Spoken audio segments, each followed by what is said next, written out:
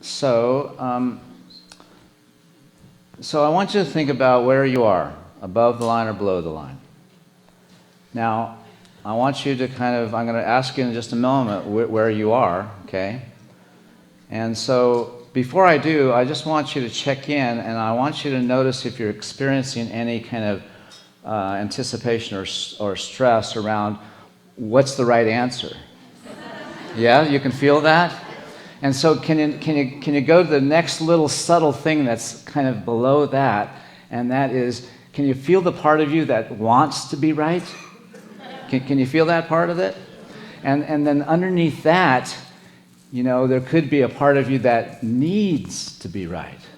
Yeah. Have you ever needed to be right before? Yes. Okay, so I just want you to just be aware that that's a part of any kind of dynamic where we're in a conundrum to be either on this side of things or that side of things, above the line or below the line. Now, you don't know what the line means yet, but I'm wanting to presence that's a dynamic that we bring to what's going on in our present moment. Bless you. What I wanted to say that the slides didn't convey is that I've been doing a series of talk on meditation, and I've been promoting a kind of meditation approach that helps us focus on how we're having our life and how we're being with what's going on as a way of waking up.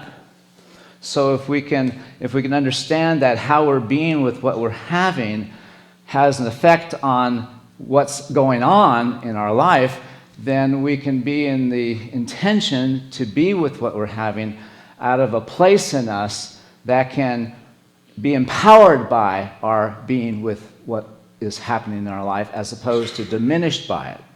And so if we can be in a practice that enables us to step out of an unconscious way of being with what we're having to a conscious way of being with what we're having so that we can apply a practice or an intentionality that helps us transcend our conditioned ways of being, then that's what we're talking about, is an intentional practice that we can walk around in our daily life and go, oh, okay, I'm noticing now that I'm pushing this experience away. I'm separating through my need to be right or my having to have things be a certain way.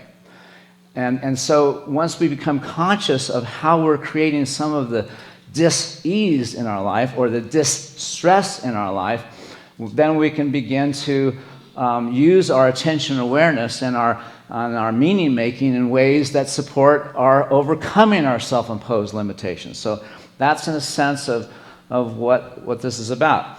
All right, so in Unity, we do not use guilt. Like in traditional Christian churches, it's possible that the pastor will use guilt to get you to perform. In Unity, we use performance anxiety. And so you don't want to get this wrong. Okay, so how many of you are above the line? Raise your hand. Okay, and how many of you are below the line? Raise your hand. There's no room? Oh, there's more room here for you. Okay. All right, so let's start defining what this might mean. And this comes from a body of work that if I had the slide, you'd have the slide. And the book is called The 15 Commitments of Conscious Leaders. And leaders or leadership? Okay. And so it pertains to anyone who wants to be conscious, whether or not you're in leadership or not. This is relevant. And it helps for us to kind of understand that this training that this concept that I'm sharing with you now is used in the corporate America to help companies kind of overcome their own self-imposed limitations. But let's just say that if we're above the line, let's just say we're open. And so if this is either or, what does below the line mean? Closed, okay. You're getting the hang of it. Okay, so what if a below the line behavior is like, say, needing to be right? If a below the line behavior is needing to be right, what would be above the line behavior?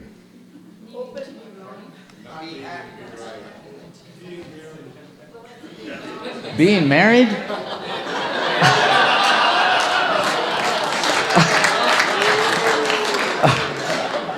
Okay, for the online viewing audience,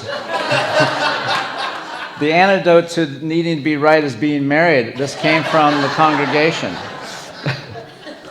So I'm going to suggest that one way to look at how to kind of get the feel of above or below the line is above the line is your needing to be right doesn't make me wrong. Can you get the feeling? Okay, this is where we're going.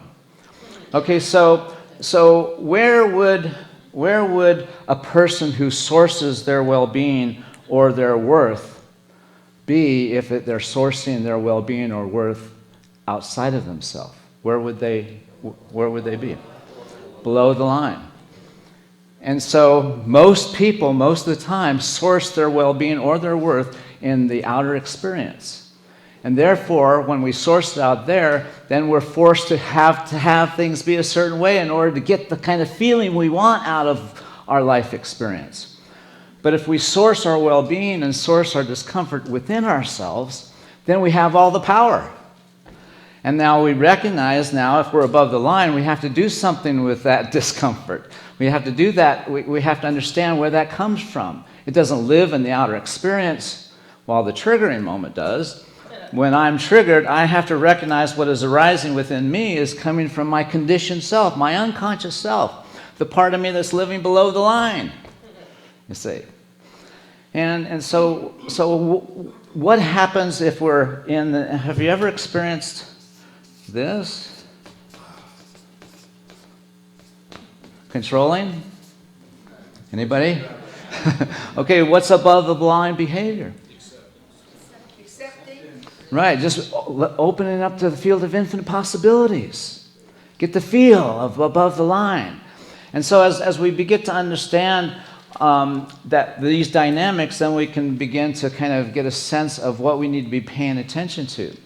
So where is our sense of not enough? Below the line, right?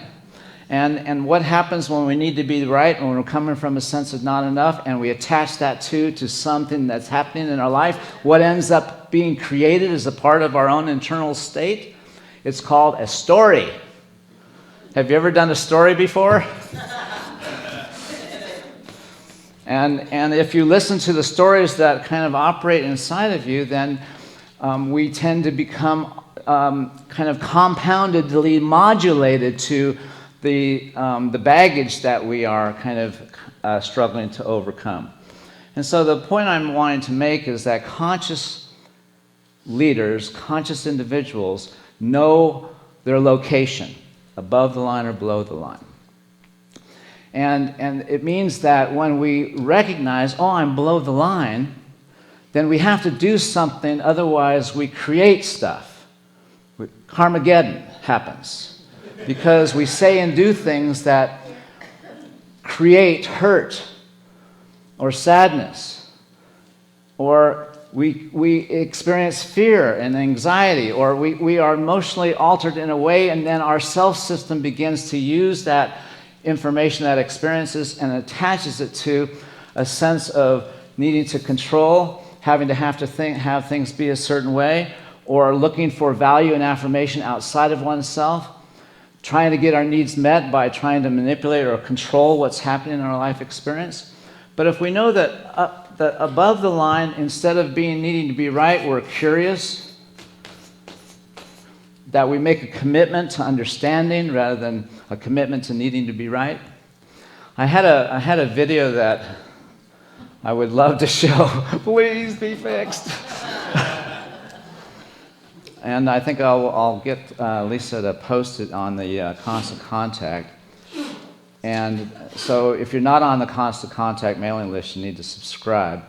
So anyway, that's an important part. But the video basically describes, in order to wake up, we must know a couple of things. First of all, we need to know whether or not we're above or below the line. And that if we find ourselves below the line, we have to shift into an intentionality into a thought process, into authentic action that lifts us out of the depths of what our experience is. And so one of the principles of the concept of being above or below the line is that when we're below the line, we are living as if life happens to us, instead of living as if life happens by us. When we're below the line, we're in victim consciousness. When we're above the line, we're in ownership consciousness. We own what gets created out of our shadow, out of our sense that we're not enough. We own what gets created when we are living in the disconnect, when we're functioning below the line. There's also a wonderful graphic and display of the whole dynamic, all of the dynamics of both above the line and below the line thinking and action. One of the important principles is that we're hardwired, our brain is hardwired to function below the line. In other words, our negativity bias keeps us focused on looking out at life as if it's insufficient. And so, consequently, below the line living engenders certain habits of being and habits of how we have our life. Primarily, there are three: the habit of judgment, the habit of struggle, and the habit of scarcity.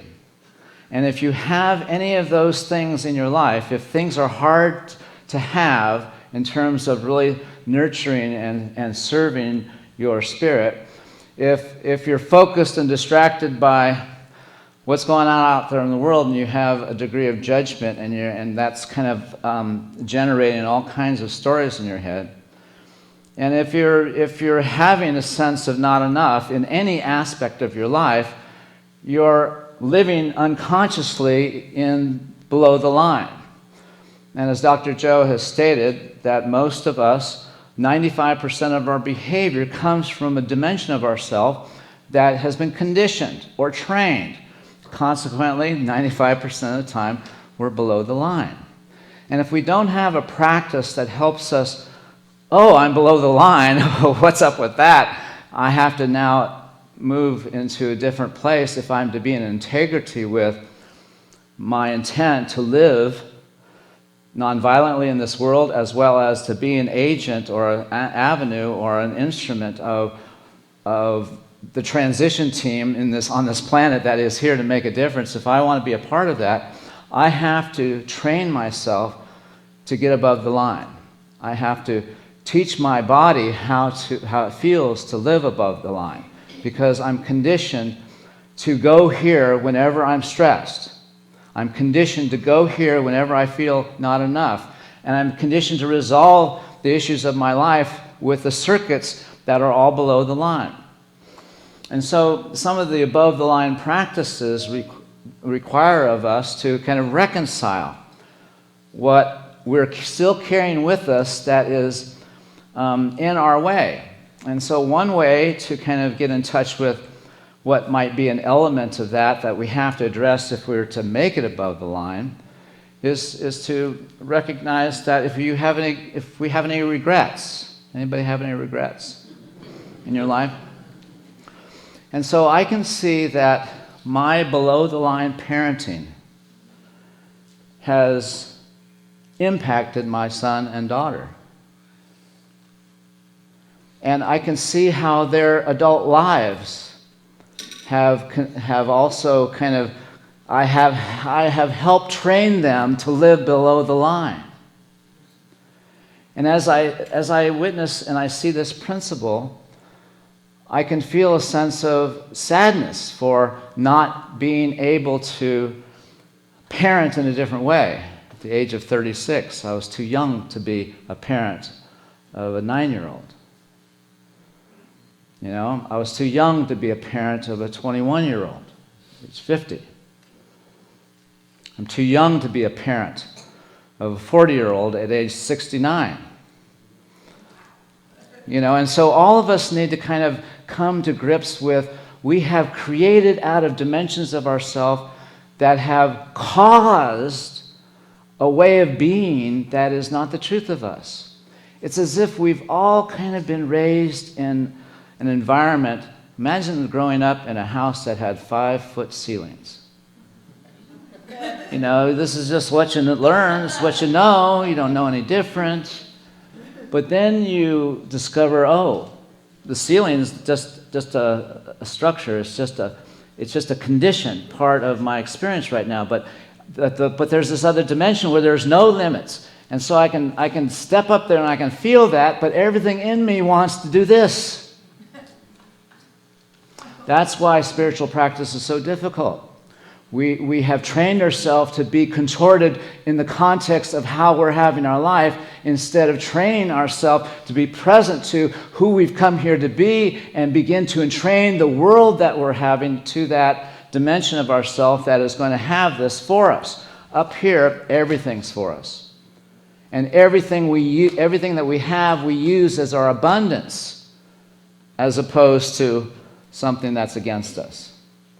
And so for me, as I look at my relationship with my regrets, with my daughter specifically, and see that my below-the-line behavior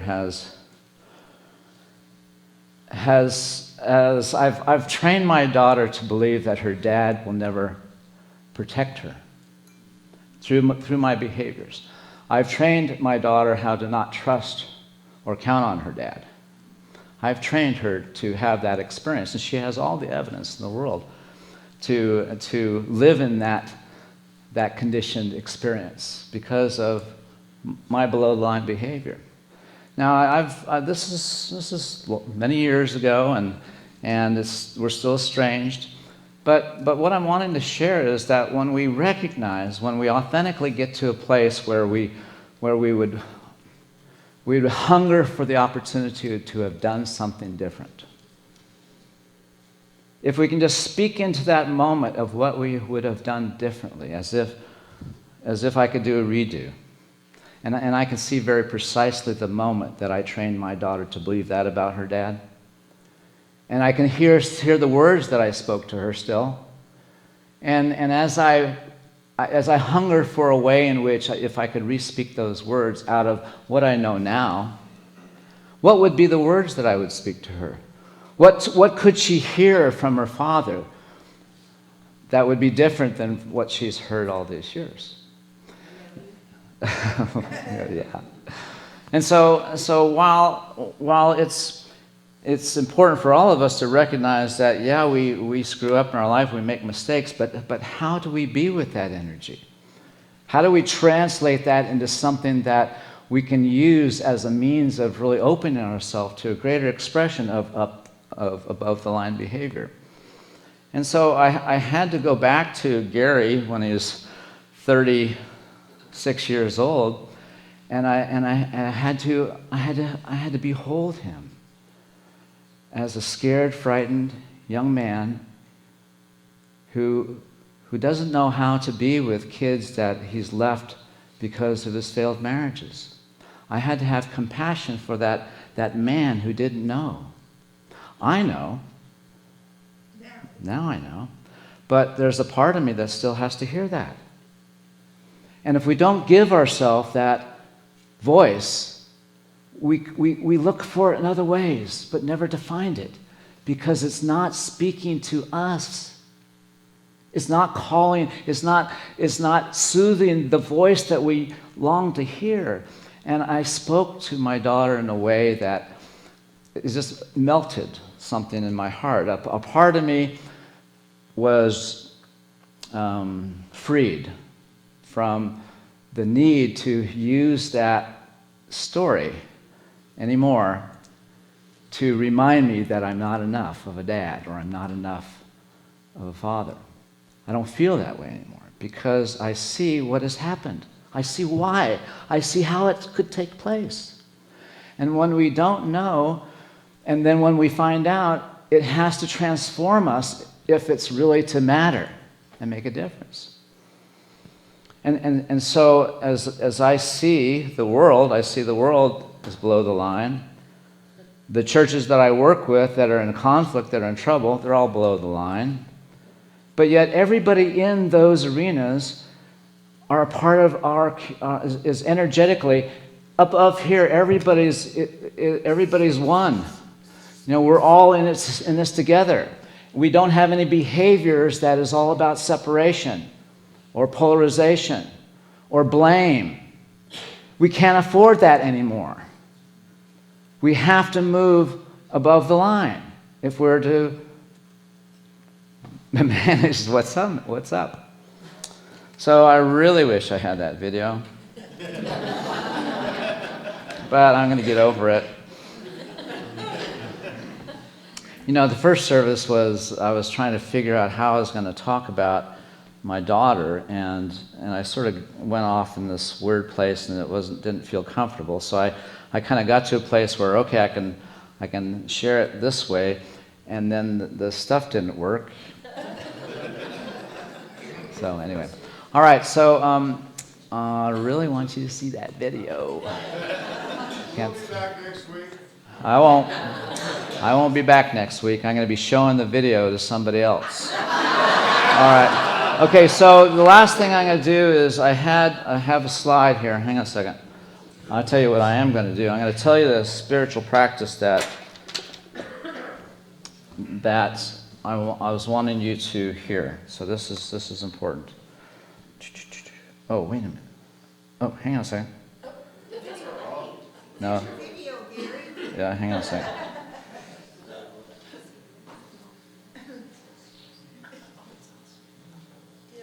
Oh, I can't see. It's not. Okay, hang on a second. I'm going to go here. Okay.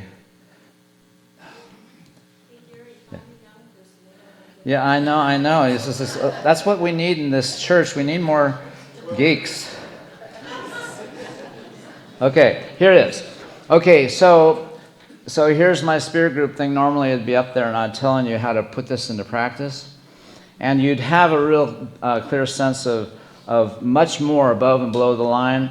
And you'd have a clear sense that when our amygdala is triggered, we're below the line. Bless you. Okay, so what behaviors, attitudes, and ways of being are you that you notice about yourself that are below the line? That's the first thing. It's an awareness question. So some of you who are involved in 12 steps are used to doing a personal inventory. It's something like that, except that it's really looking at just the principle. Am I closed? Am I reactive? Am I making somebody the matter with me? You know, so those are the kinds of things I want you to kind of notice and acknowledge. And then as you reflect upon your life, what relationships have been impacted by your being below the line? And wouldn't you want to kind of notice that had you not been below the line, something else could have happened? And what are you going to do about that? What might change in your life if you're able to be routinely above the line? And then finally, what helps you to realize that you're relating to your experience from below the line? In other words, you have to have something that is a cue, something that says, oh, I'm below the line right now. It could be whenever you feel a negative emotion that can remind you, oh, I'm below the line. What's behind this feeling?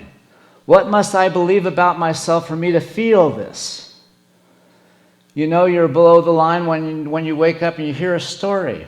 Okay, well, so that story, that is the commentary that often tends to kind of inform how we should feel, and therefore how we should think. And so we think the way we feel, and then we feel the way we think. And when we notice that that's what's going on, we have to say, oh, that's below the line mind. Because the one who's listening to that is our true self, and our attention is either focused on making this matter or making this matter. So we just have to decide which. All right. Thank you.